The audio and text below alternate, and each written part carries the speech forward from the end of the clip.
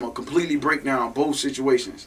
And after I completely break down both situations, if a nigga ain't recorded it when I was in fucking Chicago, because I was in Chicago, Cincinnati, fucking North Carolina, and I got asked these questions already, pretty much from them niggas that was doing DVD and shit too. So if you don't hear from them niggas DVD that I already done broke it down, you ain't gonna hear it no more. Cause you know what I'm saying? The situation is childish and it's real stupid. So man, I'm just trying to be a grown man about mine and just dead the whole situation. But I tell you from the bottom to the top of both. Well, I mean, you tell me which one you want to hear about first. Right there. I mean, everything that he said on the thing that y'all did with him was true, but the shit about he ain't get no phone call.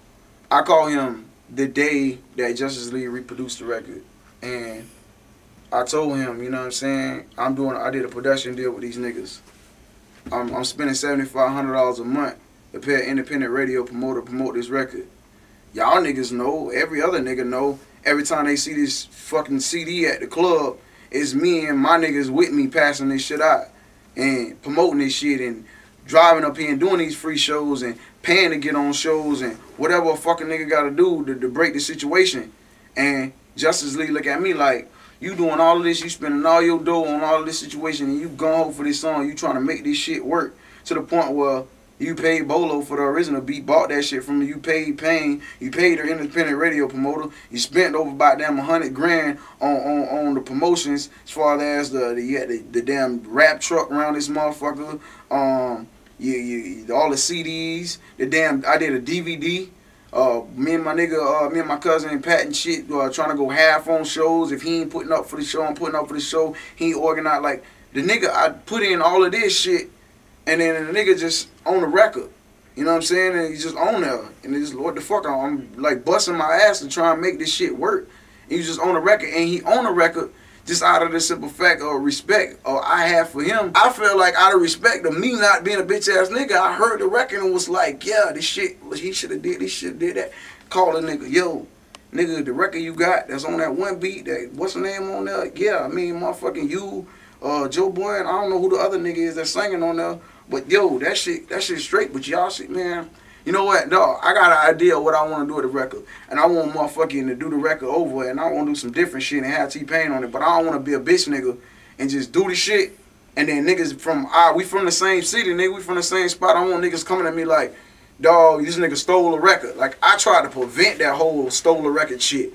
And went and was like, yo, let's do this shit together, and nigga, both for us to be whatever. But at the end of the day, it was my brain that wanted to do this shit, and then my money that was fueling this shit, and the nigga was just like, nah, I don't know, like I was like coaching or something. I don't know. I'm like, God damn it, I'm trying to get to the money. Like, I'm gonna just go get to the money for both of us. Like, it gotta be some kind of mutual agreement. Like, I mean, hands down, the record was inspired by his record. You know what I'm saying? I can't say that it wasn't. It was inspired by his record. I never said, oh, but it's not line for line, word for word, his record. But that's pretty much how the situation was, and I didn't want to be a bitch nigga, you know what I'm saying, and say, fuck it, I'ma steal a record and nigga, you can't this, whatever. So I'm gonna fucking put the nigga on the record, and I was the workhorse, dog. Like I'm fucking playing tailback for Tar High all over again or some shit. And it's the game, cuz, like, once you get in this shit, dog, it's the game. How I pay T-Pain 30 grand for a record, for a feature, and then when it come time to shoot a video, he ain't coming unless I give him 100 stacks. How was it you all in for 30 grand, but you ain't coming if I don't give you 100 stacks? This is the game, dog. This is how this shit is. Like, shit go down. Like, shit did not go the way that I wanted to go, dog. This record's been a gift and a curse. It changed some situations, but I can guarantee you, like, right now I'm starting to think, like, the plus that came out of this situation, it didn't fucking amount to the negative shit that I've got from this bullshit, from this record. I recorded the record. The record got done. It was done with Bolo first. Bolo had made the beat for it, and I didn't know what the fuck I wanted to do with the record at the time. It was playing, cause people was fucking with it at strip clubs and shit like that, and I didn't really know like what I wanted to do with the record. So then I got contacted by a convict. They wanted to buy the record, but I was like, nah, I don't know what I want to do. Fuck that. They wanted to buy the whole record. So time went by, I kept promoting, and it really wasn't cashing away. It was kind of slow, like the beat was like slow. Bitches weren't like in the club, they weren't really dancing. They was dancing to it in a strip club, and hoes was like, oh, it made me feel sexy, and I can, you know what I'm saying? It wasn't like, it was something missing. Then they reproduced it. Then, Boo, Akon brother called and said, yo, we want to buy the beat. We don't even want the song no more. We just want to buy the beat for our artist DOLLA. So I'm like, all right, cool, fuck it. You know what I'm saying? I guess I'll sell y'all the beat, but oh, y'all gotta change around some shit in it. And nigga Bolo will do that, and he get some bread out of the situation. I get some bread out of the situation. We keep it moving. But I guess when they played the beat for fucking DOLLA, they played it with the hook on there. So when he heard it, he was under the impression that he was getting everything, the hook, the beat, and everything. But what he was getting was the beat. So the niggas never hit us back, and I guess he said he didn't want it. Either way, he didn't want the damn song with the beat and the hook on there. Although that's what he thought he was getting, the beat and the hook. So I'm in fucking Detroit doing a radio show, and the nigga come up to me. But this is shit I didn't know nothing about him. He in the beat with the hook on it and all. All I know is these niggas wanted the beat. So the nigga said, yeah, man, DOLLA was in here and he dissed your record. He was like, you know what I'm saying, that shit is whack. He could have had it, the opportunity to get it, and he didn't want it, and I'm like, oh, hold on. How did he say it? Why he say that? Oh, no, he said that T-Pain offered him that record way before you had it. I'm like, dog, that's impossible. Yeah, that shit don't make no sense because, nigga, my record is a spinoff of another record from my neighborhood that T-Pain probably never even fucking heard of. So the nigga comes up to me at the BET Awards when his homeboys tapped me. Hey, DOLLA wanna holler at you. And I had seen him in there, but I ain't really like thinking it was nothing. So the nigga comes up to me and he like, yeah, man, I'm just wanna tell you, dog, like straight up, they really tried to give me that record.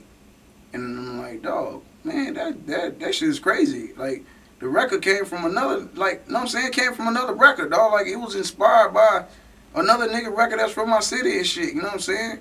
And he was like, nah, man, I'm telling you, they try to give me the record and shit. I was just like, oh, well, man, I don't know, dog. If he did do that, that's some fuck shit. If T-Pain, they try to play you the record and tell it to you, like, that's some fuck shit, because that was never for sale. But you know what? The beat was for sale, so they probably played it that way, and you know what I'm saying, that the beat was for sale or whatever. And that was it. I turned, you know what I'm saying, my face to talk back to my road manager in Goville, and the nigga punched me. Boom. You know what I'm saying? Nigga didn't knock me out. Nigga didn't break my jaw. Clearly, I'm talking to you people. How you doing? You know, my jaw's not broke. So, he hit me, and I guess he had a ring on or something, and it cut my lip. So, I had like a cut right here, and this shit was bleeding. Of course, you get cut, you bleed, nigga. So, you know what I'm saying? The nigga hit me, and by the time I go like this and look around, the nigga's like going that way somewhere, like the opposite way. So, in my mindset, I'm like, I'm on probation. Fuck that probation, my nigga. I grabbed a chair and went that way, chasing these niggas, right? A security nigga or somebody, like, I don't know who the fuck he was. He grabbed me and was like, realize where you at, realize what you doing, da-da-da-da. And I'm just like, yo, what the fuck, you know what I'm saying? This nigga just hit me, my nigga. You know what I'm saying? Boom, my phone just get rang. This nigga just called my phone out of nowhere. Know how a nigga get my phone number. What's up, nigga? This DOLLA. Oh, fuck, what, you know what I'm saying? What I'm supposed to say? This nigga, he hit me and dipped, and now he on my phone. Well, what up? Oh man, dog, nigga, you this, and I like started out on some argument, back and forth shit, or whatever.